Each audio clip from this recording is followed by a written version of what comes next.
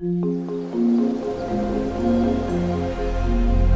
Friends, இன்றைக்கி நம்ம பார்க்க போகிற ரெசிபி வாழைப்பூ வடை. ஒரு ஹெல்த்தியான ஈவினிங் ஸ்நாக் ஐட்டம். வாங்க அது எப்படி செய்கிறதுன்னு பார்ப்போம். ஃபஸ்ட்டு வடைக்கான பருப்பு ஊற வச்சுக்கலாம். இதில் நான் 1 கப் கடலைப்பருப்பும் 1/4 கப் துவரம்பருப்பையும் நல்லா கழுவிட்டு 1 மணி நேரம் நான் அந்த மாதிரி ஊற வச்சுக்கிறேன். இப்போ வாழைப்பூ எப்படி ஆயிடுதுன்னு பாருங்கள். வாழைப்பூவில் இந்த மாதிரி எதழ்களை எடுத்துட்டு நடுவில் உள்ள அந்த நரம்பு மாதிரி இருக்கும் பாருங்கள், அதை ரிமூவ் பண்ணிடணும். பாருங்கள், இந்த மாதிரி இருக்கும். இது வந்து டைஜஸ்ட் ஆகிறதுக்கு ரொம்ப கஷ்டம், அதே மாதிரி கட் பண்ணுறதுக்கும் ரொம்ப கஷ்டம். அதனால் அதை ரிமூவ் பண்ணிடணும். பாருங்கள், இந்த மாதிரி ரிமூவ் பண்ணிவிட்டு பொடி பொடியாக கட் பண்ணி போட்டுக்கோங்க. வாழைப்பூவை பொறுத்த வரைக்கும் உடம்புக்கு ரொம்ப நல்லது, ஆனால் அதே மாதிரி அதை க்ளீன் பண்ணுற ப்ராசஸும் ரொம்ப பெருசு. பாருங்கள், நான் ஒவ்வொரு எதெல்லாம் எடுத்து இந்த மாதிரி நான் கட் பண்ணி போட்டேன். கையில் வந்து கொஞ்சம் பிசுபிசுப்பு இருக்கும் வாழைப்பூ அறியும் போது, அதையும் கொஞ்சம் எண்ணெய் விட்டிங்கன்னா சரியாக போயிடும். பாருங்கள், இந்த மாதிரி எதில் எடுத்துட்டு இந்த உள்ளார வந்து பூ இருக்கும். இப்போ பார்த்தீங்கன்னா இந்த ஸ்டேஜில் உங்களுக்கு வந்து அந்த நடுவில் உள்ள நரம்பு வந்து இருக்காது, ஏன்னா பிஞ்சு இது. உள்ளார போக போக அது வந்து அந்த நரம்பு வந்து வளர்ச்சி இருக்காது. அதனால் நீங்கள் அதை அப்படியே கட் பண்ணி போட்டுக்கலாம். பாருங்கள், இதெல்லாம் இப்படியே கட் பண்ணி போட்டுடலாம். அந்த வெளி எதில் எடுக்கணும்னு அவசியம் கிடையாது. பாருங்கள், இந்த மாதிரி கட் பண்ணி மொத்தமாக போட்டுக்கோங்க. பெண்களுக்கெல்லாம் வாழைப்பூ ரொம்ப நல்லதுங்க. எந்த ஒரு யூட்ரஸ் ப்ராப்ளத்துக்கும் ரொம்ப நல்லது. பாருங்கள், பருப்பு நல்லா ஊறிடுச்சு 1 மணி நேரம். இப்போ அதில் நான் 1 கைப்பிடி பருப்பு நான் எடுத்து வச்சுக்கிறேன் தனியாக.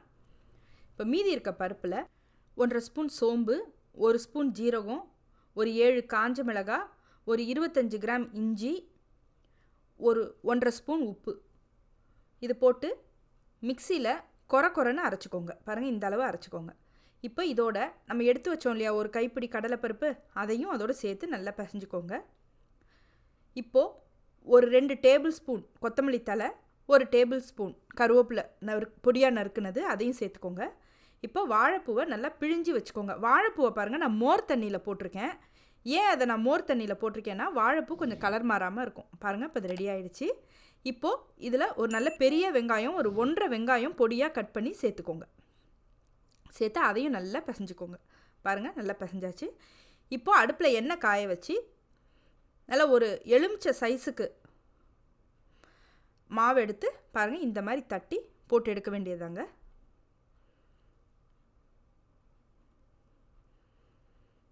இப்போ இந்த மாதிரி போடும்போது உங்களுக்கு வந்து வடை சரியாக ஒன்றோட ஒன்று சேராமல் பிரிகிற மாதிரி ஃபீல் பண்ணிங்கன்னா 1 ஸ்பூன் பொட்டுக்கடலை மாவோ இல்லைனா கடலை மாவோ சேர்த்துக்கோங்க. ஆனால் நான் சொன்ன அளவு சரியாக இருக்கும். இதில் வாழைப்பூ பார்த்திங்கன்னா ஒரு 2 கப்பு வாழைப்பூ இருக்கும், பொடியாக நறுக்குனது, 1 பூ. அந்த 2 கப்பு வாழைப்பூக்கு நான் சொன்ன அளவு சரியாக இருக்கும். பாருங்கள், இந்த மாதிரி நல்லா தட்டி போட்டு எடுக்க வேண்டியதுதாங்க. இது வந்து கொஞ்சம் லோ ஹீட்டில் வச்சு எடுங்க, ஏன்னா வாழைப்பூ வேகணும் இல்லையா, அதனால் கொஞ்சம் லோ ஹீட்டில் வச்சு கூடவே நின்று பெரட்டி எடுங்க, இல்லைனா தீஞ்சிடும்.